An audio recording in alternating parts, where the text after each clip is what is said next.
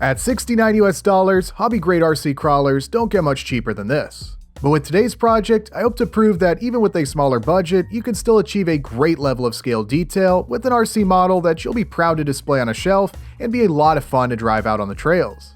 Let's see what I can do to elevate the appearance of this JL Jeep Wrangler. Hello everyone and welcome! I've got a really cool little project to share with you all in this video.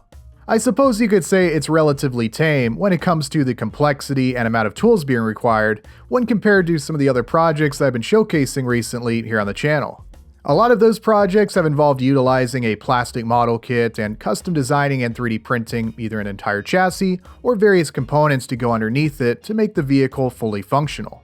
With this project though, I want to showcase something a lot more basic and accessible, especially for newer hobbyists or those on a tighter budget. A bit of a different sort of challenge than what I've been encountering with these other projects, but still an equally enjoyable process that I think has produced a pretty great looking vehicle in the end. Today I'll actually be starting with a fully ready to run radio controlled model, which is very much on the budget end of the spectrum. And although it has, I guess, a pretty decent looking body out of the box, I think there's a ton of potential here to really elevate the appearance. I'll talk about why I chose this vehicle in particular for today's project, and of course showcase everything that I've done to make it look like what you're seeing here. So without any further introductions, let's go ahead and get started.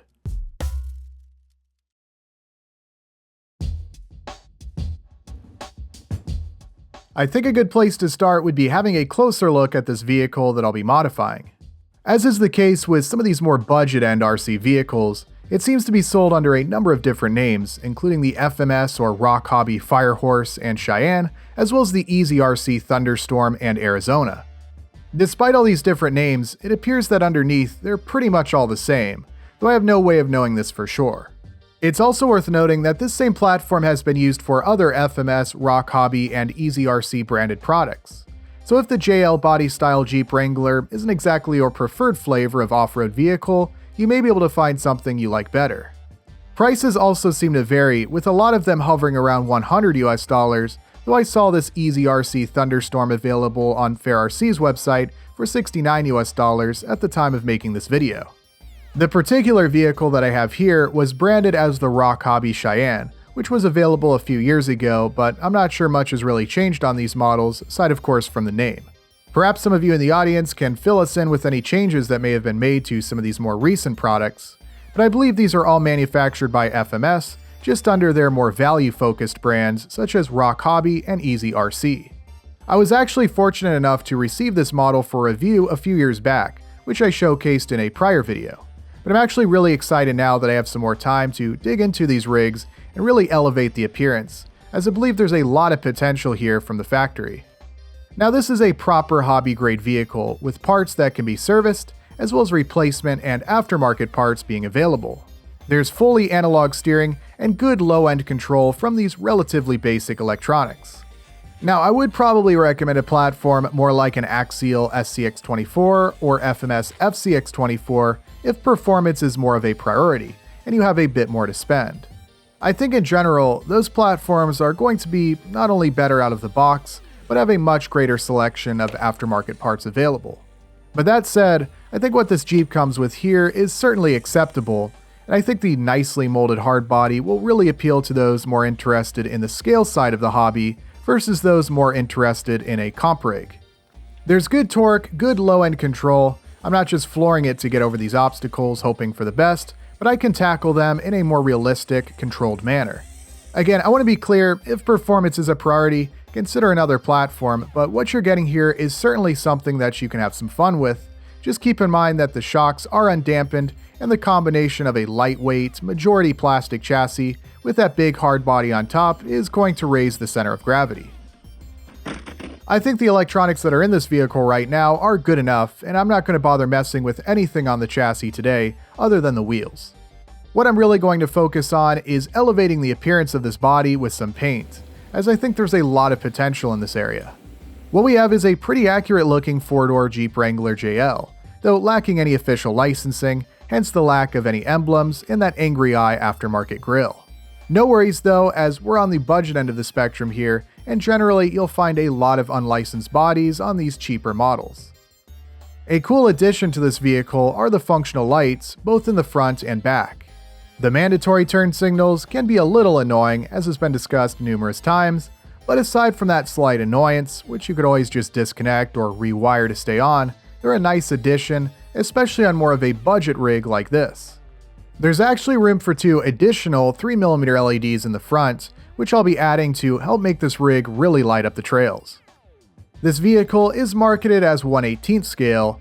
Whether or not it's a true 18 scale model, I'm not really sure, as I didn't bother running any measurements. Basically, it's a fair bit larger than your typical SCX-24 or most 1/24 scale crawlers in general. A little bit of a middle ground, I guess, between the tinier micro crawlers and the standard 1/10 scale rigs. Maybe a little bit easier to work on than some of the 1/24 scale crawlers out there, but not really a huge size difference if I'm being honest. But I don't know, maybe some people would find it easier to work on. But like I said, I think the best feature here is that detailed hard body, so let's go ahead and start making this Jeep look more like the real thing.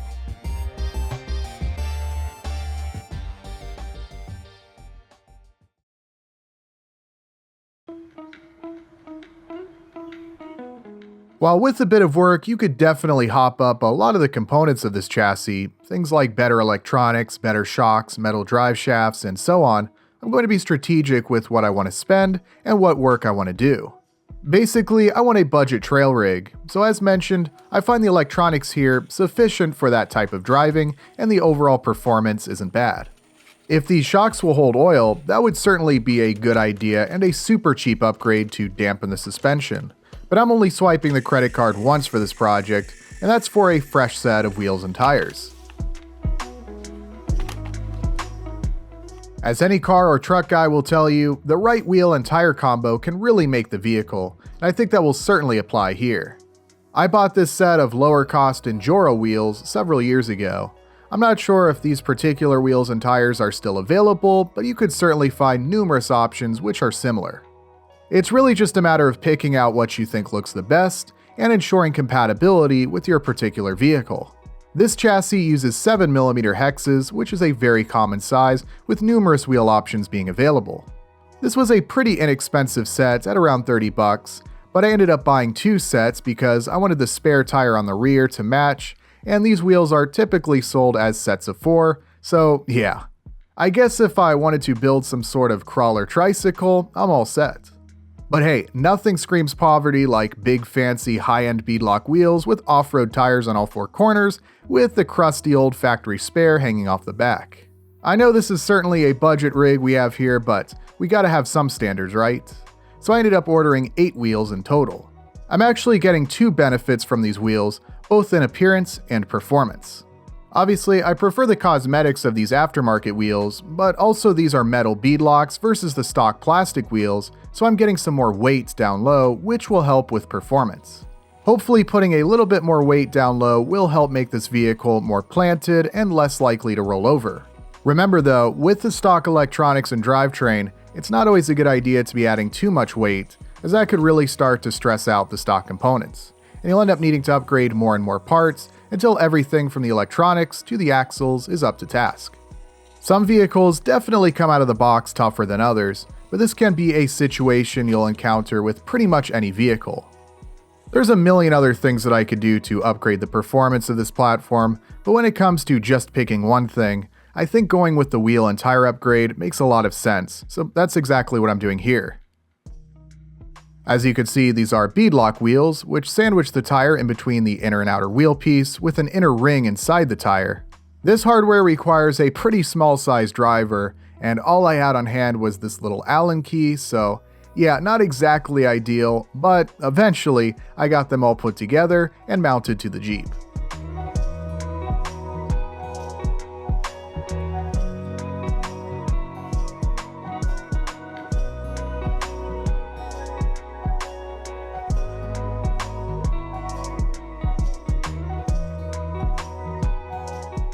That probably took longer than it should have, but here we are, and wow, what a difference already. Looks a lot better. In a perfect world, I would have liked to space those wheels out a bit further, maybe just barely extending them on the outer lip on those fenders. I did space them out slightly with a couple of washers, but there's only so many threads for the wheel nuts to thread onto, so I really couldn't extend them out very far. There may be some wheel options out there that would let you adjust the offset, but that's not the case here. It is what it is, not a huge deal, and already it's a big improvement. Aside from wiring up some LEDs, I'll be doing nothing more aside from painting to try and elevate the appearance of this body, but first I gotta take everything apart. Let's see how that goes.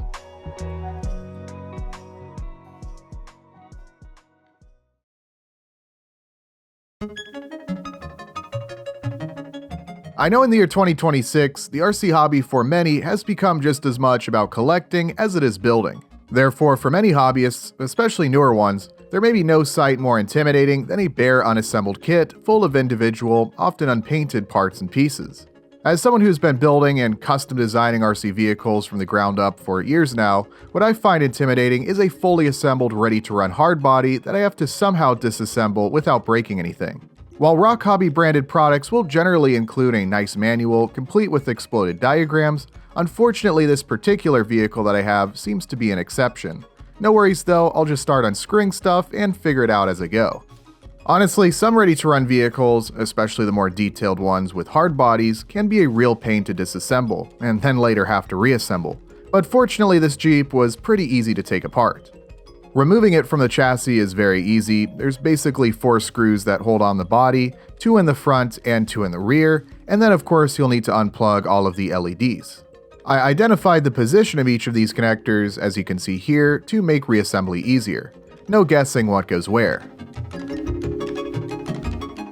That's really all it takes to separate the body from the chassis. I won't be doing any further modifications on the chassis, so I can simply set that aside for now and carefully disassemble the body. Like I said, disassembling these hard bodies can be a real pain in some instances. For example, initially I wanted to fully disassemble my 1/10 scale Toyota Land Cruiser from FMS to make detail painting a bit easier. I quickly figured out though that that process was not going to be very easy, as a lot of stuff snaps together or was glued into place. There's also a bunch of tiny emblems, so yeah, too bad they don't sell those as a kit. If you want to do some serious weathering or a proper respray on one of those bodies, you'll definitely need some patience. Here though, with this body, it was really simple, with just about everything being held in place with either hex head or crosshead hardware.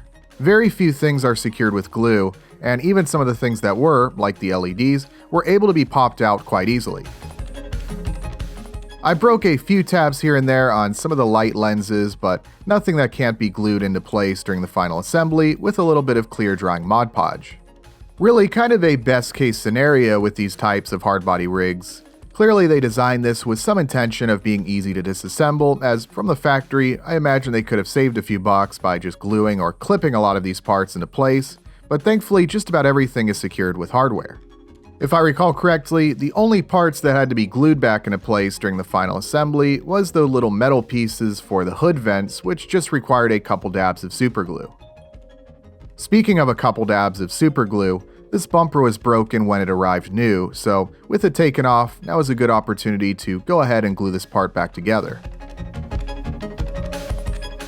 While the disassembly process was quite easy, it's obviously very important that you keep track of all of these tiny pieces of hardware and make sure you know what goes where.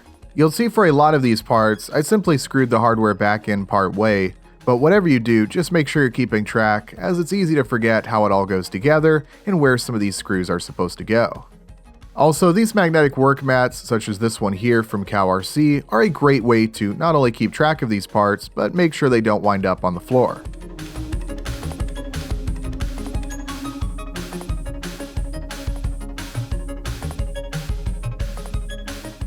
But as you can see, I now have all of the individual parts of this body separated and ready for paint.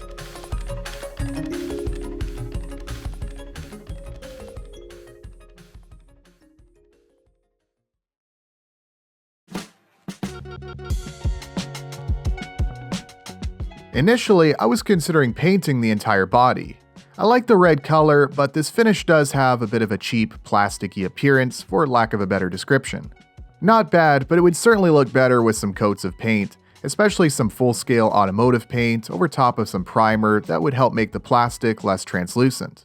In the interest of time though, and not wanting to get too involved with this particular project when I've got all kinds of other builds going on currently, I decided I would work with what I have here and not repaint the entire body, but rather balance it out with a lot of flat black details such as the fenders and roof.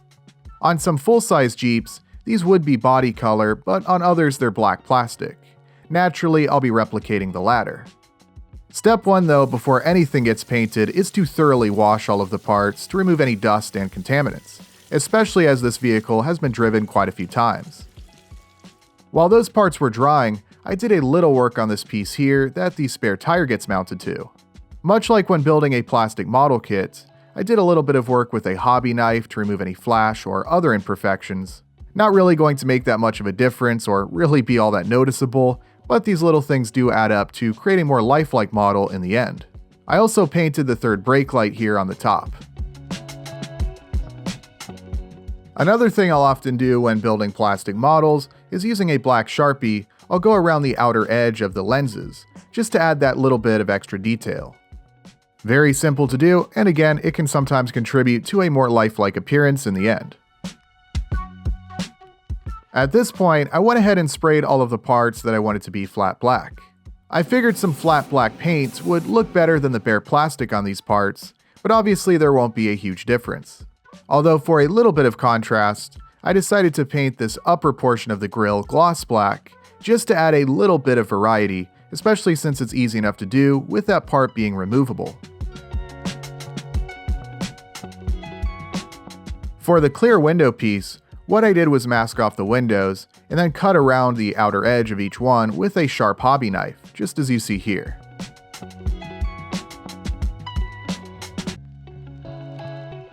After making sure that the inside of this piece is masked as well, I can then spray the outside matte black without worrying about getting paint on the windows, which I want to remain clear.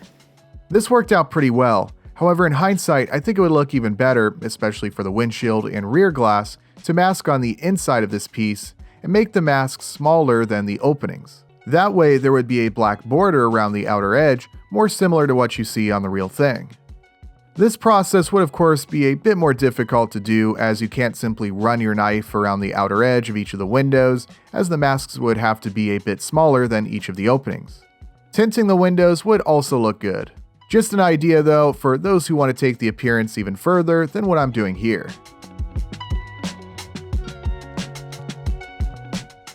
Again, this isn't a project I'm necessarily looking to invest a ton of time and effort into, but one area I thought could definitely benefit from a little bit of painted detail was the interior.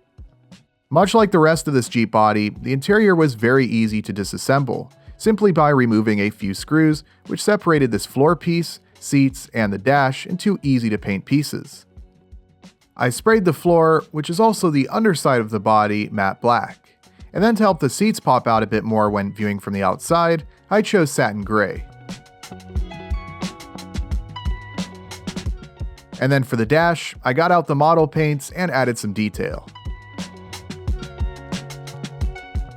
The included stickers for the gauges and center screen are a nice touch, especially on such a budget rig. It's cool to see little details like that included, and I think what I was able to add with some paint has made it look even better. Yet again, if you wanted to take your project even further, consider adding in some luggage or spare parts in the rear. I decided not to do any 3D printing with this project, but I have designed and printed some accessories for prior projects, such as this 1/10 scale Ford Bronco and this 1/24 scale Dodge Ram Charger. Just a simple toolbox, cooler, and some other items. The STL files of course can be found on our Patreon. None of them are scaled specifically to 1/18th. But obviously the beauty of 3D printing is you can size these models to be anything you want to fit your vehicle. These are nothing super detailed or anything, but if you're a member and have a 3D printer, you just want to create some simple items to put in the back, they can provide some nice additional detail. But even something as simple as a rolled up tarp or a wooden crate is easy to make yourself. Some driver and passenger figures would also look great, but there's not a ton of legroom, so a little bit of work will be required to get everything to fit. Just like the dash, I did some hand painting in a few spots on some of the other parts after the spray paint had dried. In particular, you'll notice I painted the light buckets chrome, and I also used a Sharpie to create a bit of contrast between the outer portion of the grille and this inner portion. Once again, these little details add up to produce a more lifelike model in the end. Using a marker for these details is very simple and doesn't take very long, so why not? Alright, but let's focus in on the main piece, which is of course the body itself. Like I said earlier, I'm going to work with this red, sort of plasticky appearance that we have here from the factory, but I'm going to do my best to improve the appearance without completely respraying the entire body. If you wanted to go for the best possible appearance, I would recommend first sanding and priming the entire body and probably painting the entire inside black. That would help to make the plastic less translucent, as you can kind of see the lights from the LEDs in certain spots bleeding through the plastic, which isn't exactly ideal. Then of course for your color coats, some nice automotive paint or model paint would look great, and then you could top it with some clear. All I did here though was mask off areas that I wanted to paint matte black, spray them with an airbrush, and repeated that process until everything looked how I wanted. The paint I'm using for all of these parts is Rust-Oleum, whether straight out of the can or decanted and then put into my airbrush. While I decided not to use a 3D printer for this project, I did use an airbrush. Along with 3D printers, airbrushes are great tools for anyone interested in building radio-controlled models. They allow the precise control of how much paint you're applying and how fine of a point that you want it to be. The equipment to get started doesn't have to be that expensive. I think I started out with some $20 airbrushes, give or take, if they were even that much, which some of them I'm still using today. Honestly though, if you're a beginner looking to get into airbrushing, I don't really have a ton of knowledge or advice on that subject as far as what to look for or what products are the best, so I'd certainly suggest seeking out some channels that are more specialized on this subject to get more information. But as you can see, this body is looking a lot less red and a lot more detailed, thanks to this masking and airbrushing, as well as a few details I added with some Sharpies while waiting for sections to dry. From here the airbrushing is complete and I can move on to simply adding some final details with a brush. This included accentuating the body lines with a black wash. Look at this side with the black wash added and then compare it to this side. It really helps to add some detail and depth and is very simple to do. All I did was water down some black acrylic paint and let it run into the panel gaps, which are fortunately very well defined and well molded on this body. Simply wipe away any excess, and here's the result. At some point, I would like to try some of Tamiya's panel line accent and see how it compares to just mixing up some watered down acrylic paint, but no matter what products you use, I think you'll find that this added bit of detail will really improve the final appearance. After that, I once again added some chrome paint to where the lights will go on the fenders, as well as to the rear light buckets.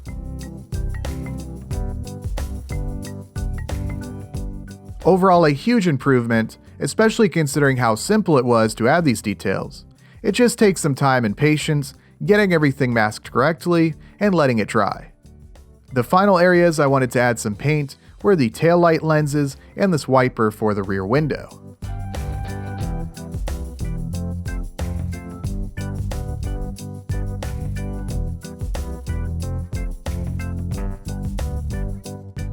Once that was done, it was time for the final assembly.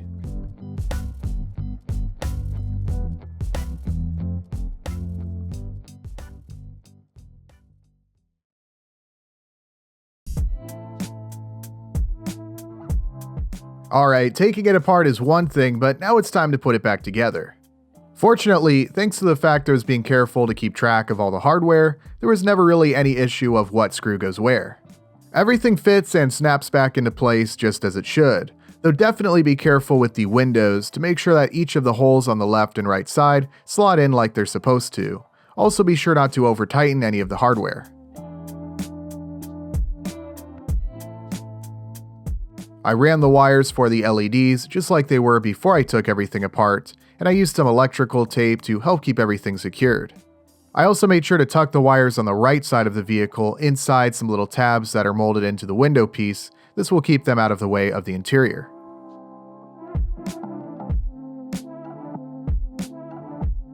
Most of the smaller parts snapped into place just like they're supposed to, but like I mentioned before, I did break a few tabs on some of these parts while taking this Jeep apart.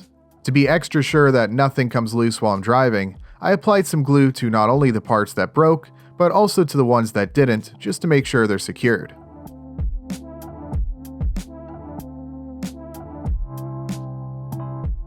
It was really cool seeing this Jeep go back together, as it's definitely looking much more like a proper model at this point with all of that painted detail. I decided to add two 3mm LEDs into the front bumper. There's some spots molded in there for them, and I have plenty of extra LEDs laying around, so why not? I got out the soldering iron, added in a resistor, and used some small size magnet wire to make cable management as easy as possible. I also made sure to test the LEDs before getting them installed. While I could have tied them into the rest of the lights, since there are multiple open spaces on the receiver, I decided to just plug them in with a separate connector. This means that they'll always be on when the receiver is getting power. I can't turn them on or off from the transmitter like I can the other lights, but that's just fine by me. If I really wanted to turn them off for whatever reason, I could always just unplug them. It was kind of a tight squeeze, but I got those 3mm LEDs pushed into the front bumper and eventually got the body and both bumpers mounted to the frame.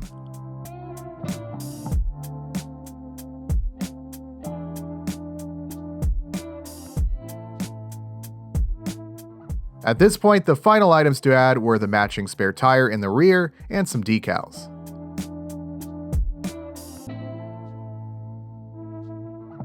And just like that, this freshly detailed Jeep is complete.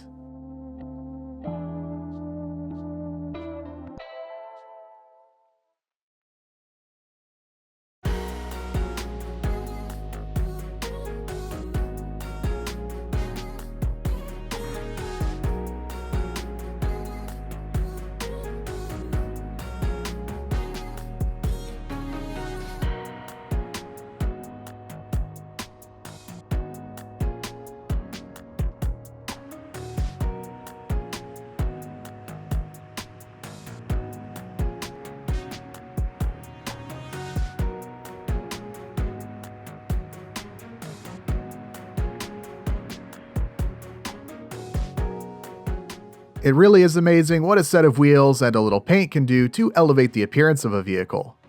While there is obviously a lot of potential with what I started with, it just had such a plasticky, sort of toyish appearance. But with a little work, this body has really been elevated to something I'll proudly display up on the shelf. As I talked about along the way, this is certainly not the limit to what can be done, even with just paint alone. You could completely repaint the body, backing it with some primer and really giving it an even better appearance. A little tint on those windows would look good as well, and painting the inside of the body to match the interior. I'm noticing now how much of that red is still visible on the inside of the doors and there in the back, so giving that a coat of black paint, if nothing else, would definitely look better. And then of course some figures or some accessories both on the inside or the exterior would look awesome as well.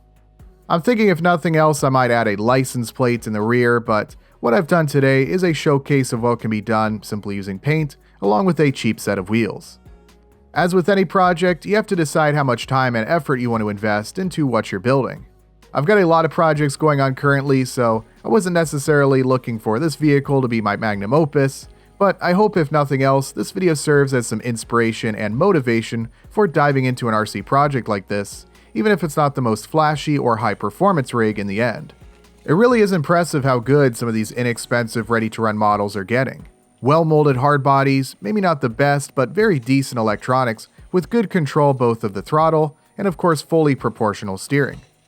I know we get a ton of model builders as well as RC enthusiasts here on the channel, and if you're someone who's more familiar with static model building but want to try out an inexpensive RC project, something like this here is definitely something to consider.